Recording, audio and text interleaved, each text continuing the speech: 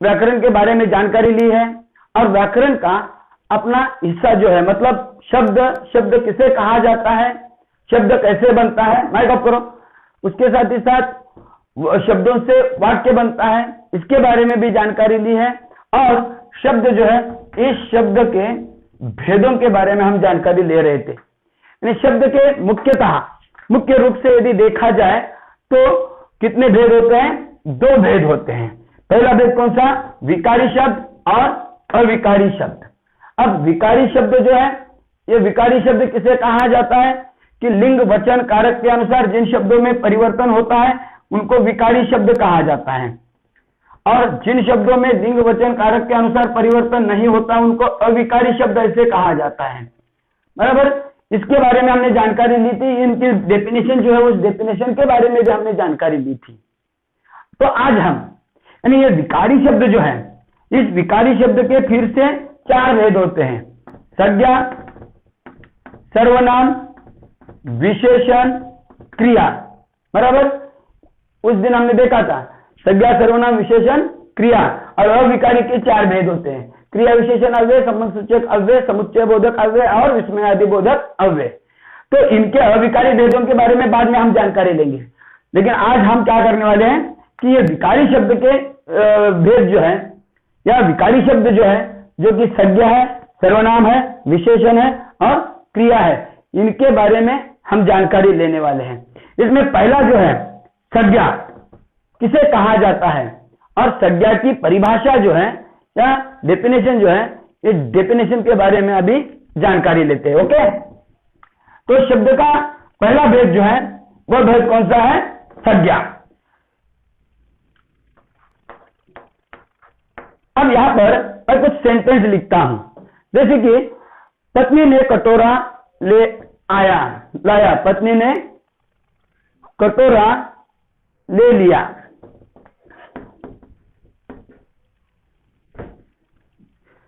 उसके पत्नी ने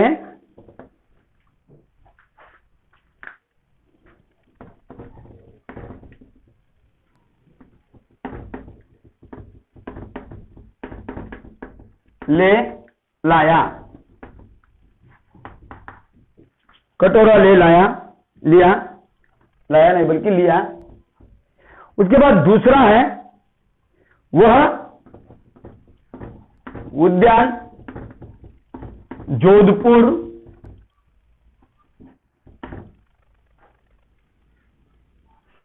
नरेश ने बनवाया। तीसरा लीजिए, मैं तुम्हारी ईमानदारी से बहुत खुश हूं,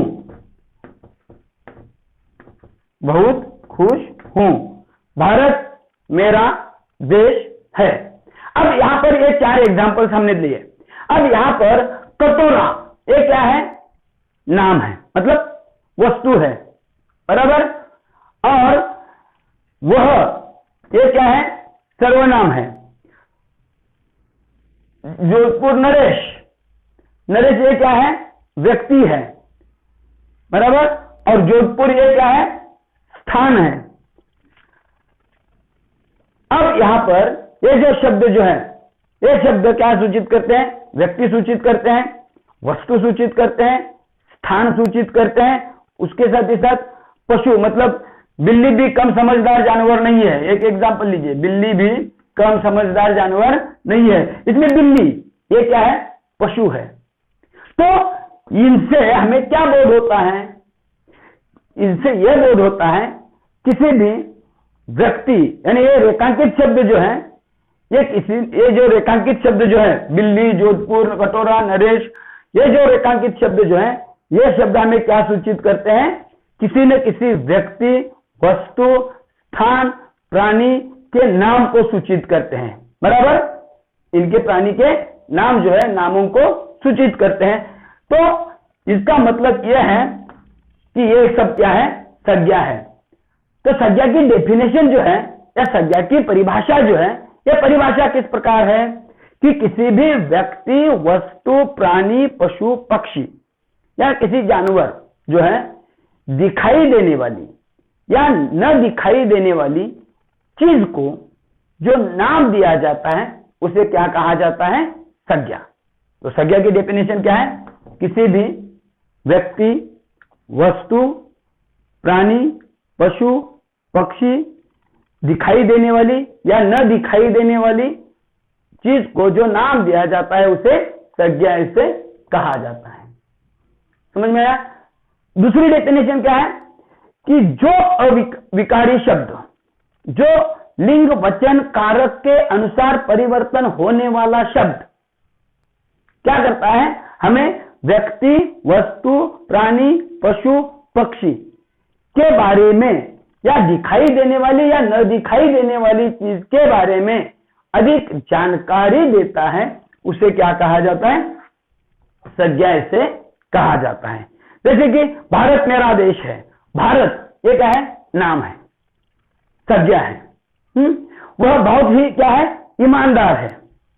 तो ईमानदार ये उसका क्या है? गुण है। ईमानदार ये उसका क्या है? गुण है। उसके साथ ही साथ दूध का त्याग अभी मत करना, दूध का त्याग अभी मत करना, इसमें दूध ये क्या है? संज्ञा, मतलब वह वस्तु है। यानी वस्तु, व्यक्ति, प्राणी, पशु, पक्षी के नाम जो होते हैं उस नाम को जो क्या है कि जो नाम होते हैं उन विकारी शब्दों को क्या कहा जाता है? संज्ञा इसे कहा जाता है। ओके, तो ये संज्ञा जो है, इस संज्ञा की डेफिनेशन देखने के बाद अब इस संज्ञा के भेदों के बारे में भी थोड़ा क्या करते हैं? जानकारी लेते हैं। संज्ञा यानी किसी भी व्यक्ति, वस्तु, प्राणी, पशु, पक्षी के नाम को जो नाम होते हैं उनको संज्ञा इसे कहा जाता है। या जो विकारी शब्द किसी व्यक्ति, वस्तु, प्राणी, पशु, पक्षी के बारे में अधिक जानकारी देता है, नहीं बल्कि किसी व्यक्ति, वस्तु, प्राणी के नामों को सूचित करता है, उसे संज्ञा इससे कहा जाता है। अब इस संज्ञा के फिर से 4-5 भेद होते हैं। पहला भेद जो है वह है व्यक्तिवाचक संज्ञा। पहला भेद कौन सा? व्यक्तिवाचक संज्ञा।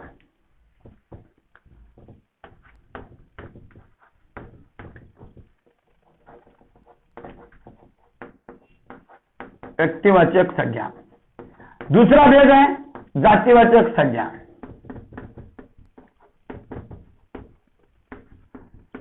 तीसरा भेद है भाववाचक संज्ञा।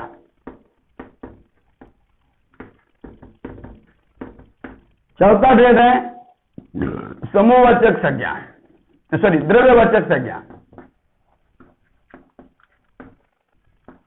ये नोटबुक में लिखना भी है। और 5वां भेद जो है वह कौन सा है? समूहवाचक संज्ञा। समूहवाचक संज्ञा। अब इधर ध्यान दीजिए, ये संज्ञा के क्या है? कुल मिलाकर 5 भेद होते हैं। इसमें पहला भेद जो है व्यक्तिवाचक संज्ञा। तो व्यक्तिवाचक संज्ञा, व्यक्ति और संज्ञा मतलब नाम। किसका नाम?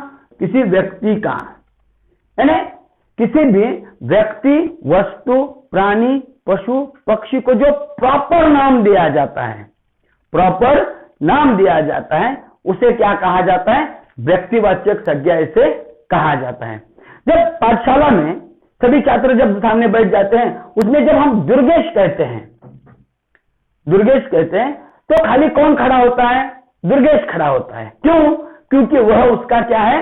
नाम है। बराबर। जब हम क्या कहते हैं कि दूसरा उदाहरण लीजिए कि हिमालय बहुत ही सुंदर है। इसमें हिमालय जब हम कहते हैं तो हमें किसका बोध होता है? हिमालय पर्वत का बोध होता है या हिमालय नाम के लड़के का बोध होता है। कमल का फूल मुझे बहुत पसंद है। इसमें कमल जब हम कहते हैं तो कमल के फूल का बोध होता है। यानी जब किसी शब्द से हमें उस प्रॉपर विशेष व्यक्ति का बोध होना चाहिए। यानी व्यक्तिवाचक संज्ञा किसे कहा जाता है? किसी भी व्यक्ति, वस्तु, प्राणी, पशु, पक्षी का जो प्रॉपर जो नाम होता है, उस नाम को क्या कहा जाता है? व्यक्तिवाचक संज्ञा इसे कहा जाता है। समझ में आया? व्यक्तिवाचक संज्ञा किसे कहा जाता है? व्यक्तिवाचक संज्ञा यानी किसी भी व्यक्ति, वस्तु, प्राणी, पशु, पक्षी को जो विशेष नाम दिया जाता है। कैसा नाम दिया जाता है? विशेष नाम दिया जाता है, उस विशेष नाम को व्यक्तिवाचक संज्ञा इसे कहा जाता है। दूसरा भेद कौन सा है? जातिवाचक संज्ञा। अब यहां पर विशेष नाम दिया जाता है, बराबर। तो इसकी डेफिनेशन क्या है? किसी भी व्यक्ति, वस्तु, प्राणी, पशु, पंछी यानी शब्द के जिस रूप से हमें किसी भी व्यक्ति, वस्तु, प्राणी, पशु, पक्षी के पूरे जाति का, उसके पूरे जाति का बोध होता है, तो उसे क्या कहा जाता है? जातिवाचक संज्ञा इसे कहा जाता है। उदाहरण के तौर पर लीजिए, यहां पर उदाहरण देखते हैं जातिवाचक और व्यक्तिवाचक में फर्क कौन सा है। देखिए, जब मैंने अभी कमल कहा तो हमें किसका बोध हुआ? एक तो कमल के फूल का बोध होता है, नहीं तो पड़ोस वाली मतलब जो लड़की जो है, किसी लड़की का बोध होता है। और जब हमें फूल हम कहते हैं, जब हम क्या करते हैं? फूल कहते हैं, तो जब फूल कहने पर हमें सभी फूलों का बोध होता है, मतलब फूल जाति जो है उस फूल के जाति का बोध होता है। फूल जाति जो है उस फूल जाति का बोध होता है, यानी उसके पूरे जाति का बोध होता है, फूल जाति का बोध होता है, बराबर। तो ये क्या है? जब जाति का बोध होता है, शब्द के इस रूप से हमें उसके जाति का बोध होता है, इसलिए फूल क्या है? जातिवाचक संज्ञा। और कमल कहने पर खाली एक ही फूल का बोध होता है, वह क्या है? व्यक्तिवाचक संज्ञा। माइक बंद कीजिए प्लीज। अब दूसरा एग्जांपल लीजिए। जब मैंने हिमालय कहा था अभी, बराबर। हिमालय, माइक ऑफ कीजिए प्लीज। हिमालय जो है, जब मैं हिमालय कहता हूं तो हमें किसका बोध होता है? हिमालय पर्वत का बोध होता है, या हिमालय नाम के लड़के का बोध होता है। लेकिन जब मैं पर्वत कहता हूं तो हमें पर्वत जो है, जितने भी पर्वत हैं उतने सभी पर्वतों का बोध होता है। और हिमालय कहने पर खाली हिमालय पर्वत का बोध होता है, यानी हिमालय ये उसका प्रॉपर नाम है। और पर्वत ये क्या कहने पर हमें उसके पूरे जाति का बोध होता है, इसीलिए ये पर्वत क्या है? जातिवाचक बोध ये है। जब हम गंगा कहते हैं तो हमें किस गंगा का बोध होता है? नदी का बोध होता है, गंगा नदी का। और जब हम नदी कहते हैं तो हमें पूरे नदी जाति का, मतलब जितनी भी नदियां हैं उन सभी नदियों का बोध होता है। और गंगा कहने पर खाली गंगा नदी का ही बोध होता है। लेकिन जब हमें उसी व्यक्ति का प्रॉपर, उसी वस्तु का प्रॉपर, उसी चीज का, वस्तु, प्राणी, पशु, पंछी प्रॉपर उसी का बोध होना चाहिए, उसी का बोध होता है, तो वह व्यक्तिवाचक संज्ञा है। और उसके पूरे, उस शब्द के पूरे जाति का यदि बोध होता है तो वह जातिवाचक संज्ञा कहा जाता है। इनमें फर्क जो है वो फर्क समझ में आया?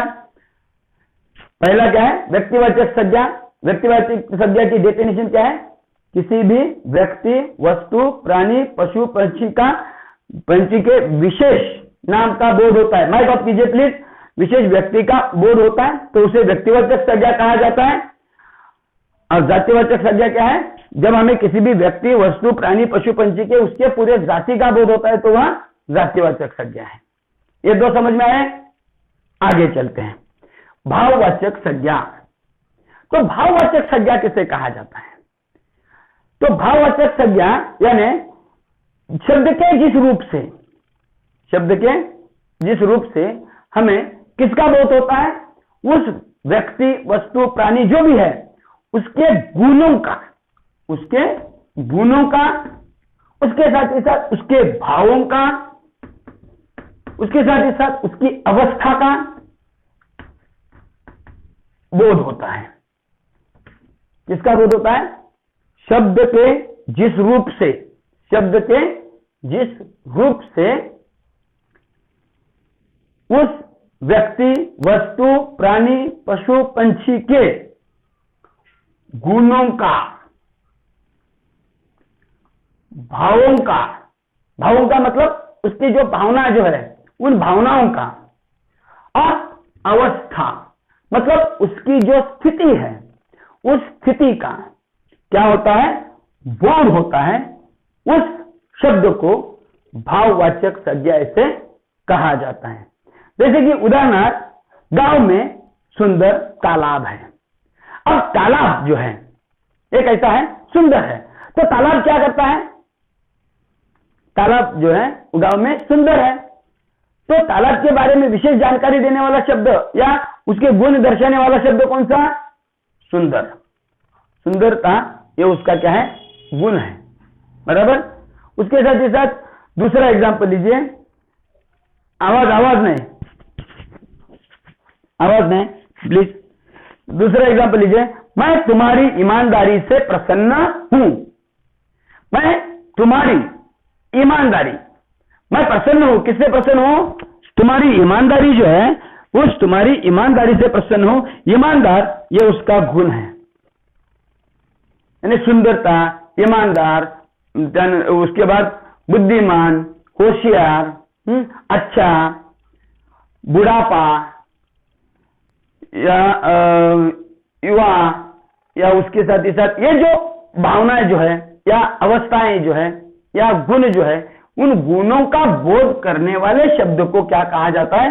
भाववाचक संज्ञा। ओके, डन अमन। नेक्स्ट लीजिए तीसरा। आवाज माइक ऑफ कीजिए प्लीज। द्रव्यवाचक संज्ञा। तो द्रव्यवाचक संज्ञा किसे कहा जाता है?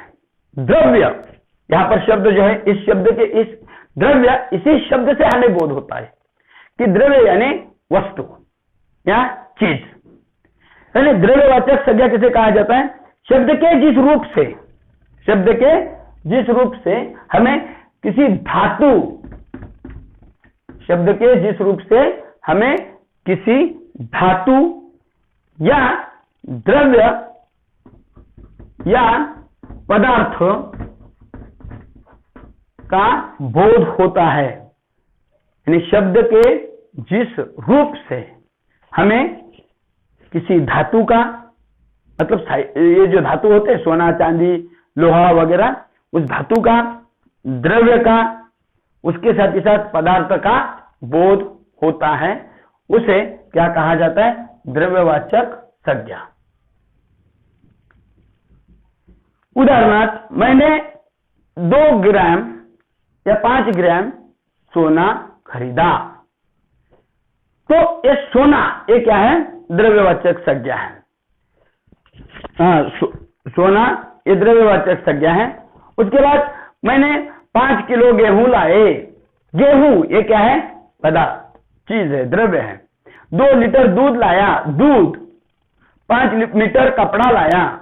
मतलब शब्द के जिस रूप से हमें धातु का, द्रव्य का, पदार्थ का बोध होना चाहिए, उसके साथ ही साथ दूसरी डेफिनेशन यह है कि शब्द के जिस रूप से हमें नापना या तौलने वाली वस्तुओं का, शब्द के जिस रूप से नापना या तौलने वाली वस्तुएं जो है, नापना या तौली जाने वाली वस्तुएं जो है, धातु जो है, पदार्थ जो है या धातु द्रव्य जो है, उस द्रव्य का बोध होता है, उसे क्या कहा जाता है? द्रव्यवाचक संज्ञा।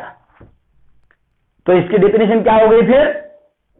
शब्द के जिस रूप से हमें नापना या तौलने वाली धातु, द्रव्य, पदार्थ का बोध होता है, उसे क्या कहा जाता है?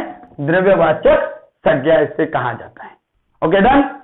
नेक्स्ट देखिए, समूहवाचक संज्ञा। लास्ट संज्ञा का लास्ट अंतिम भेद कौन सा है? समूहवाचक संज्ञा। तो समूहवाचक संज्ञा यानी क्या? कि शब्द के जिस रूप से हमें किसका बोध होना चाहिए? समूह या समुदाय का बोध होता है। शब्द जो है वो शब्द के जिस रूप से हमें 2 या 2 से ज्यादा संख्याओं का मतलब बोध होता है, या शब्द के जिस रूप से हमें समूह या समुदाय का बोध होता है, उसे क्या कहा जाता है? समूहवाचक संज्ञा। समझ में आया? शब्द के जिस रूप से या जो विकारी शब्द या जो लिंग वचन कारक के अनुसार परिवर्तन होने वाला शब्द, जो लिंग वचन कारक के अनुसार परिवर्तन होने वाला शब्द या जो विकारी शब्द या शब्द के जिस रूप से हमें समूह या समुदाय का बोध होता है उसे समूहवाचक संज्ञा से कहा जाता है। जैसे कि सेना की टुकड़ी आगे बढ़ी। अब यहां पर टुकड़ी एक शब्द है, लिखिए यहां पर टुकड़ी। तो टुकड़ी जब हम कहते हैं, टुकड़ी कहने पर हमें कितने लोगों का बोध होता है? टुकड़ी में अकेला होता है क्या? नहीं, उसमें ज्यादा लोग होते हैं, उसमें ज्यादा लोग होते हैं, बराबर। हाँ, ग्रुप में ज्यादा, दो से ज्यादा संख्या या समूह का बोध होना चाहिए या समुदाय का बोध होना चाहिए, उसे ये क्या कहा जाता है? समूहवाचक संज्ञा। ओके, टुकड़ी। जैसे कि भारतीय सेना आगे बढ़ी। अब सेना यह शब्द जब हम कहते हैं तो सेना कहने पर हमें कितने लोगों का बोध हुआ? तो बहुत सारे लोगों का बोध होता है, क्योंकि फौज जो है, उस फौज यह शब्द लिया तो भी चलता है फौज शब्द कहने पर। या फूलों का गुच्छा होता है, गुच्छा कहने पर उसमें एक ही फूल होता है क्या? नहीं होता, बल्कि गुच्छा जब हम कहते हैं तो उसमें बहुत सारे क्या होते हैं? फूल होते हैं, बराबर। और सभी फूलों का बोध होता है, मतलब समुदाय का बोध होता है, समूह का बोध होता है, उसे समूहवाचक संज्ञा से कहा जाता है।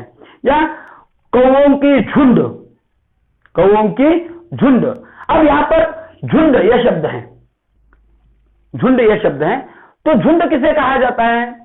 सॉरी, झुंड क्या होता है कि उसमें कौवे जो है वो दो से ज्यादा संख्या में होते हैं, उसे झुंड कहा जाता है। तो झुंड ये भी क्या है? समूहवाचक संज्ञा। तो समूहवाचक संज्ञा की डेफिनेशन किस प्रकार हो गई? जो अविकारी शब्द, जो लिंग वचन कारक के अनुसार परिवर्तन होने वाला शब्द, या शब्द के जिस रूप से हमें समूह या समुदाय का बोध होता है उसे समूहवाचक संज्ञा से कहा जाता है। ओके, समझ में आया? अब इधर ध्यान दीजिए। संज्ञा किसी भी व्यक्ति, वस्तु, प्राणी, पशु, पक्षी को जो नाम दिया जाता है, उसे संज्ञा से कहा जाता है। संज्ञा के 5 भेद। पहला भेद व्यक्तिवाचक संज्ञा, जातिवाचक संज्ञा, भाववाचक संज्ञा, द्रव्यवाचक संज्ञा, समूहवाचक संज्ञा। व्यक्तिवाचक संज्ञा किसे कहा जाता है? किसी भी व्यक्ति, वस्तु, प्राणी, पशु, पक्षी को जो विशेष नाम दिया जाता है, मतलब आप सबका जो प्रॉपर नाम जो है वह नाम, मतलब व्यक्तिवाचक संज्ञा। आकाराम या गंगाराम या महेश या और जो भी आपके नाम है वह सभी व्यक्तिवाचक संज्ञा में आते हैं। जातिवाचक संज्ञा मतलब शब्द के जिस रूप से हमें उसके पूरे जाति का बोध होता है। किसके? संज्ञा के पूरे जाति का, मतलब जो शब्द दिया जाता है उस शब्द के पूरे जाति का बोध होता है। प्लीज माइक ऑफ कीजिए, कोर्स का माइक ऑन है। जातिवाचक संज्ञा कहा जाता है। ओके, जैसे कि यहां पर देखा हमने, कमल कहने पर व्यक्ति का बोध होता है, फूल कहने पर उस फूल के सभी जातियों का बोध होता है। जब हम पर्वत कहते हैं तो हमारे सामने सभी पर्वत आ जाते हैं, लेकिन जब हिमालय कहते हैं तो हिमालय पर्वत आता है। जब हम नदी कहते हैं तो सभी नदियों का बोध होता है, लेकिन जब हम गंगा कहते हैं तो गंगा नदी का बोध होता है। जब हम क्या कहते हैं, पर ये लड़का कहते हैं तो सभी लड़कों का बोध होता है, लेकिन जब महेश कहते हैं तो महेश खड़ा हो जाता है। जब हम सभी का बोध होता है तो वह जातिवाचक संज्ञा, सभी का मतलब उसके पूरे जाति का बोध। और व्यक्ति अकेले का बोध होता है, उसका ही, सिर्फ वो जो चीज है उसका ही बोध होता है, तो वह क्या है? व्यक्तिवाचक संज्ञा।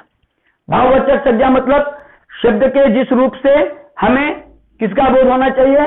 उस शब्द के गुणों का, उसकी भावों का या उसकी स्थिति, अवस्था जो है उस अवस्था का बोध होता है, उसे क्या कहा जाता है? भाववाचक संज्ञा। दूसरा है भाववाचक संज्ञा। ओके, उदाहरण लीजिए कि वह बहुत ईमानदार है, ईमानदार। वह आलसी है, आलसी, कंजूस। या अवस्था जो होती है, मतलब बुढ़ापा वगैरह, तो वह अवस्था या स्थिति जो होती है उस स्थिति का बोध करने वाले शब्द को भाववाचक संज्ञा से कहा जाता है। डन। नेक्स्ट देखिए, द्रव्यवाचक संज्ञा। द्रव्य मतलब पदार्थ, मतलब वस्तु, मतलब चीज। ओके, द्रव्य का बोध हो गया। अब द्रव्यवाचक संज्ञा किसे कहा जाता है? संज्ञा के जिस रूप से, संज्ञा के जिस रूप से या जो विकारी शब्द या जो लिंग वचन कारक क्रिया के अनुसार परिवर्तन होने वाला शब्द क्या करता है, हमें नापना या तौलने वाले, जो नापी जाती है या जो तौली जाती है, वो नापी जाने वाली या तौली जाने वाली वस्तुओं का या पदार्थों का या द्रव्य का या धातु का बोध करता है, उसे द्रव्यवाचक संज्ञा ऐसे कहा जाता है। उदाहरण के तौर पर यदि देखा जाए तो मैंने बाजार से 2 किलो अंगूर लाए। अब यहां पर तौले जाने वाली चीज कौन सी है, अंगूर, बराबर। तो अंगूर जो है, यह अंगूर क्या हो गया, द्रव्यवाचक संज्ञा। मैंने बाजार से 4 मीटर कपड़ा लाया। अब मीटर नहीं बल्कि कपड़ा जो है, यह कपड़ा क्या है, द्रव्यवाचक संज्ञा, क्योंकि पदार्थ वस्तु है, बराबर। यानी संज्ञा के जिस रूप से हमें नापना या तौलने का बोध होता है, संज्ञा के जिस रूप से हमें नापना या तौलने का बोध होता है, उसे द्रव्यवाचक संज्ञा कहा जाता है। सिंपल में यदि देखा जाए, माइक किसी का ऑन है प्लीज बंद कीजिए। सिंपल में यदि देखा जाए तो जो वस्तु, जो चीजें क्या की जाती है, नापी जाती है या तौली जाती है, उन वस्तुओं को द्रव्यवाचक संज्ञा से कहा जाता है। नेक्स्ट, समूहवाचक संज्ञा। लास्ट कौन सा है, समूहवाचक संज्ञा। समूहवाचक संज्ञा यानी संज्ञा के जिस रूप से या जो विकारी शब्द क्या करता है, हमें समूह या समुदाय का बोध करता है। अर्जुन पाटिल प्लीज माइक बंद करो। जो विकारी शब्द या जो लिंग वचन कारक के अनुसार जिन शब्दों में समूहवाचक संज्ञा के बारे में जानकारी ले रहे थे, तो जो विकारी शब्द या जो संज्ञा हमें 2 या 2 से ज्यादा संख्या समुदाय का बोध करती है, या जो विकारी शब्द समूह या समुदाय का बोध करता है, उस शब्द को समूहवाचक संज्ञा से कहा जाता है। समूहवाचक संज्ञा मतलब जो शब्द हमें समूह या समुदाय का बोध करता है। उदाहरण हमने देखा कि टुकड़ी देखा, सेना देखा, झुंड, गुच्छ, मतलब ये सभी शब्दों से किसका बोध होता है, समुदाय का बोध होता है, समूह का बोध होता है, या 2 से ज्यादा संख्याओं का बोध होता है, उसे समूहवाचक संज्ञा से कहा जाता है। अब देखो, इसमें किसी कोई प्रॉब्लम हो तो पूछो। ये एक जो हिस्सा समझ में नहीं आया है वो माइक ऑन करके पूछ सकते हैं। इसमें से आपको कौन सा हिस्सा समझ में नहीं आया, या संज्ञा के ये 5 भेद जो है, इन भेदों में से कौन सा भेद समझ में नहीं आया,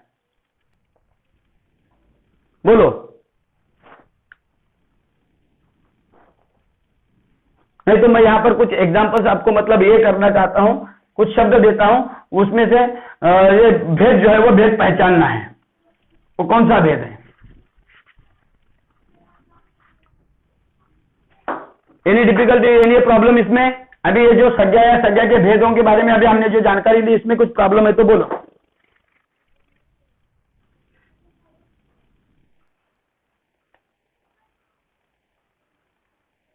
कुछ प्रॉब्लम नहीं है तो इधर ध्यान दीजिए।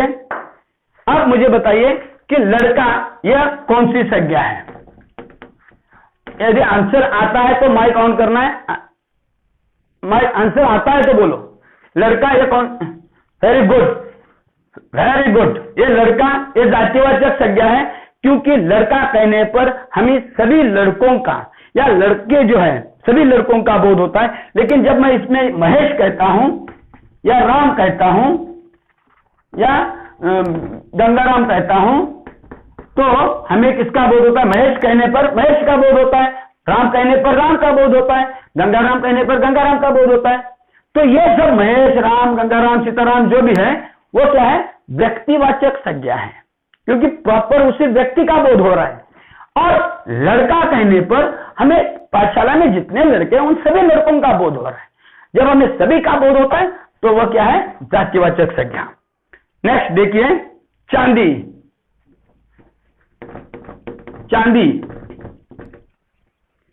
वेरी गुड, ये क्या है? Very very nice, very nice, very nice. द्रव्यवाचक संज्ञा है चांदी। ये क्या है? द्रव्यवाचक संज्ञा है। क्यों? क्योंकि शब्द के जिस रूप से हमें नापना या तौलने का बोध होना चाहिए, बराबर, तो चांदी कहने पर हमें तौलने का बोध होता है। सोना, चांदी, दूध, चावल, गेहूं, आटा जो है वो क्या की जाती है? तौली जाती है, बराबर। तो चांदी ये क्या है? द्रव्यवाचक संज्ञा है। नेक्स्ट, कावेरी।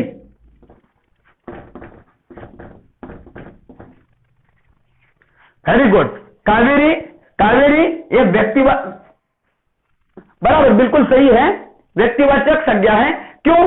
क्योंकि कावेरी कहने पर एक तो हमें कावेरी नाम के लड़की का बोध होता है या कावेरी के नदी का बोध होता है, बराबर। अब ये कावेरी जो है तो लड़की का बोध होता है, तो व्यक्तिवाचक संज्ञा है, बराबर। ये महेश, राम, गंगाराम जो देखा हमने, उसी प्रॉपर व्यक्ति का बोध हुआ, इसलिए व्यक्तिवाचक संज्ञा है। उसके बाद गुच्छा,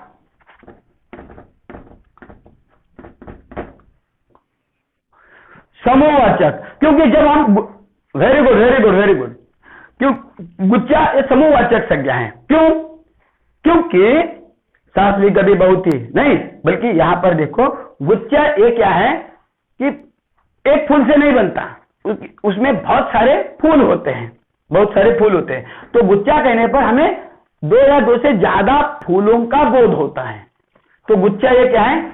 समूहवाचक संज्ञा है। यहां पर मैं फूल कहता हूं तो फूल क्या आता है? कौन सी संज्ञा आती है? फूल। फूल कहने पर फूल जो है वह जातिवाचक संज्ञा का बोध होता है। और जब गुलाब कहते हैं हम, तो गुलाब कहने पर हमें व्यक्तिवाचक संज्ञा का बोध होता है, नहीं अकेले गुलाब का बोध होता है। Very good, very good. Next देखिए, घी। घी, घी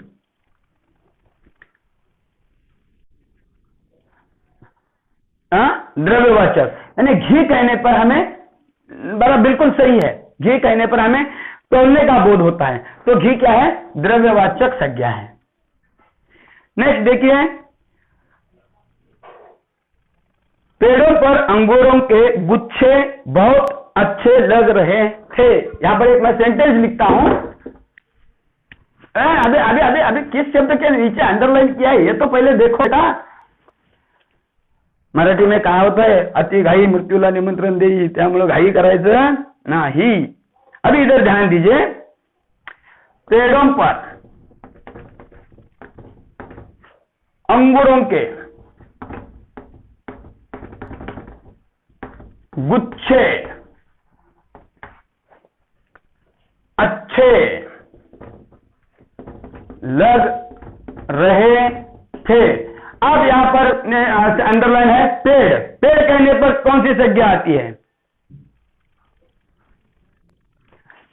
very very good, very good, very good, very good, बहुत अच्छा। अंगूर कहने पर कौन सी संज्ञा है? अंगूर। Very good. और गुच्छा कहने पर?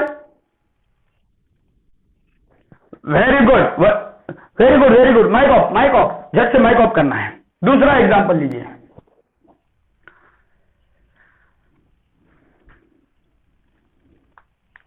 कल शाम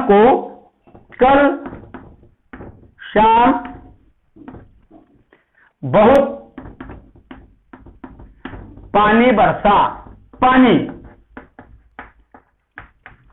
पानी कौन सी संज्ञा?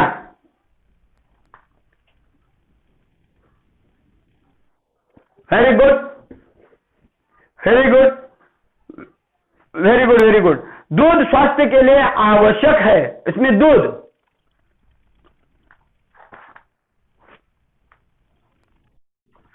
दूध स्वास्थ्य के लिए आवश्यक है, दूध कौन सी संज्ञा? दूध। द्रव्यवाचक संज्ञा। Very good, very good, very good.